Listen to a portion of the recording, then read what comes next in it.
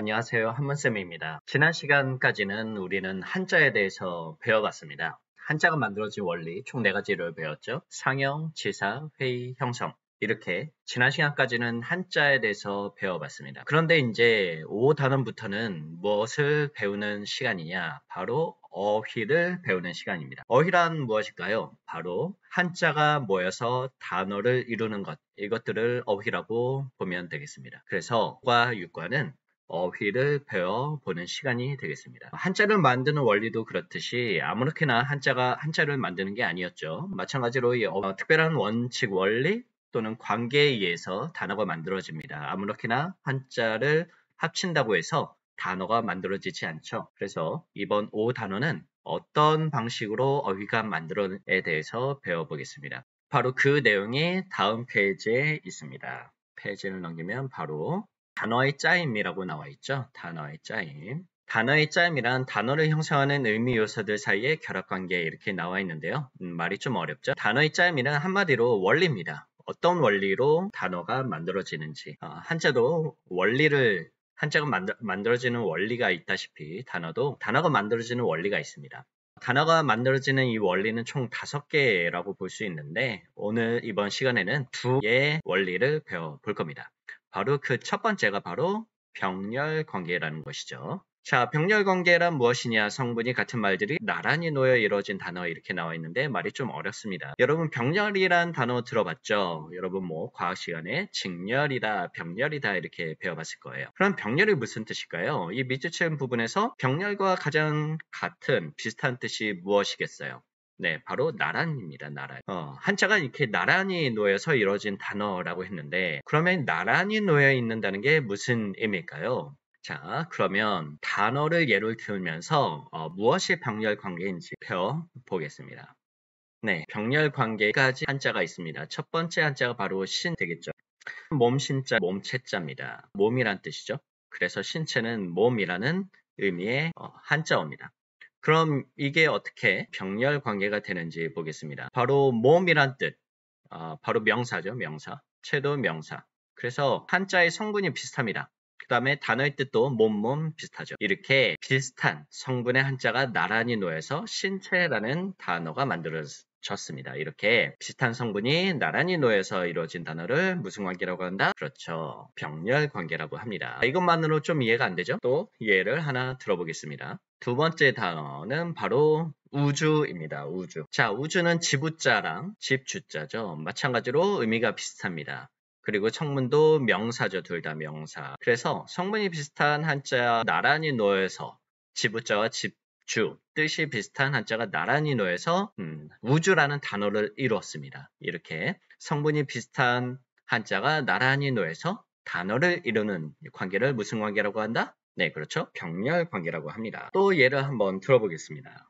이번에 나오는 단어는 유무네요. 유무는 있을 유자와 없을 유자, 그래서 있고 없고를 의미하죠. 있다, 없다, 둘 다 의미는 반대가 되겠죠. 그렇지만 성분은 둘 다 형용사죠.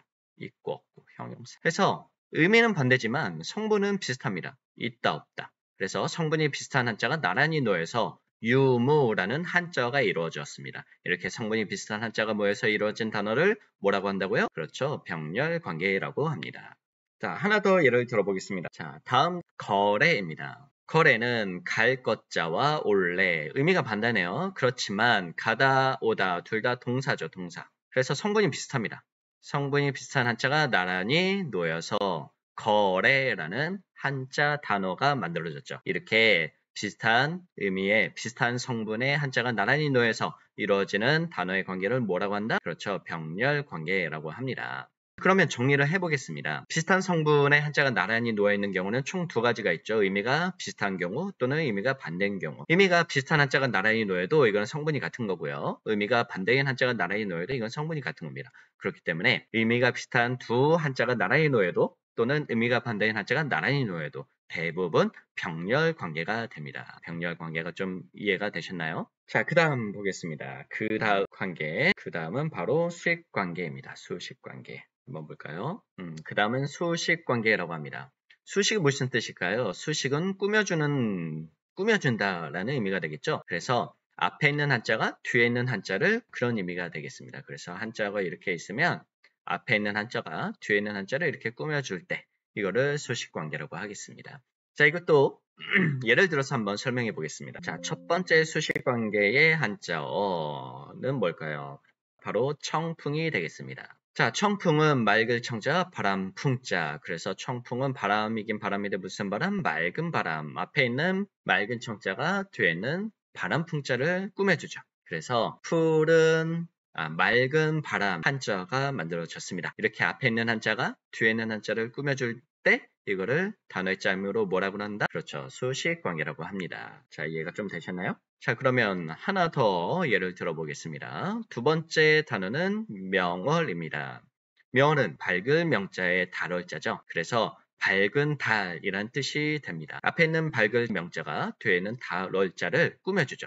이렇게 앞에 있는 한자가 뒤에 있는 한자를 꾸며줄 때 이런 경우를 수식관계라고 하죠. 앞에 있는 한자가 뒤에 있는 한자를 꾸며주면서 단어를 이룰 때 이거를 우리는 뭐라고 한다? 수식관계라고 한다. 자, 그러면 하나 더 예를 들어보겠습니다. 자, 단어는 청운입니다. 청운은 푸른 창자의 구름 문자죠. 그래서 청운은 구름이라는 뜻이 됩니다. 그래서 앞에 있는 푸른 창자가 뒤에 있는 구름 문자를 꾸며주죠.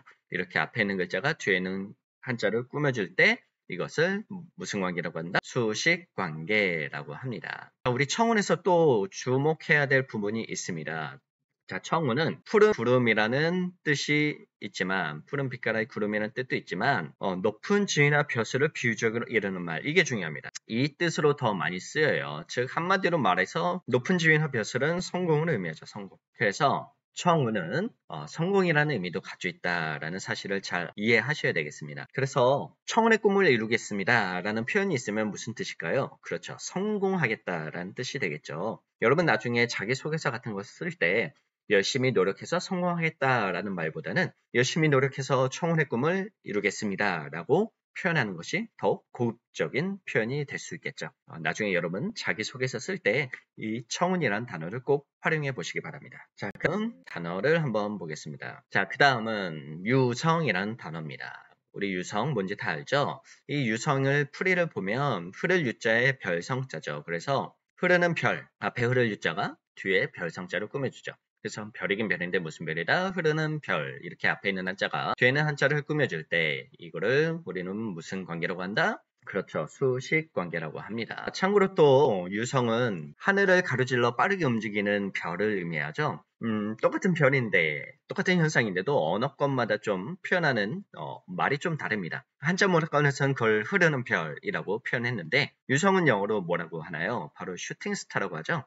그래서 영어에서는 이제 빵 쏜다는 의미일까요? 별이 빵 이렇게 나간다. 그래서 슈팅스타라고 표현을 했네요. 또 이 유성을 순 우리말로는 별똥별 이렇게 표현했네요. 별똥별, 별이 똥 싼다는 의미일까요? 그래서 우리 고유어는 별똥별이라고 표현을 했어요. 그래서 똑같은 현상도 각 언어권마다 좀 다르게 표현하는 부분이 좀 흥미로운 부분이라고 할 수 있겠습니다. 자, 오늘 이렇게 해서 병렬 관계와 수식 관계를 배웠습니다. 병렬 관계는 서로 비슷한 의미의 한자 또는 반대되는 한자가 나란히 놓여서 단어를 이룰 때 병렬 관계라고 하고요. 그 다음에 수식 관계는 앞에 있는 한자가 뒤에 있는 한자를 꾸며줄 때 수식 관계라고 합니다. 자, 그러면 오늘은 병렬 관계와 수식 관계에 대해서 배워봤습니다.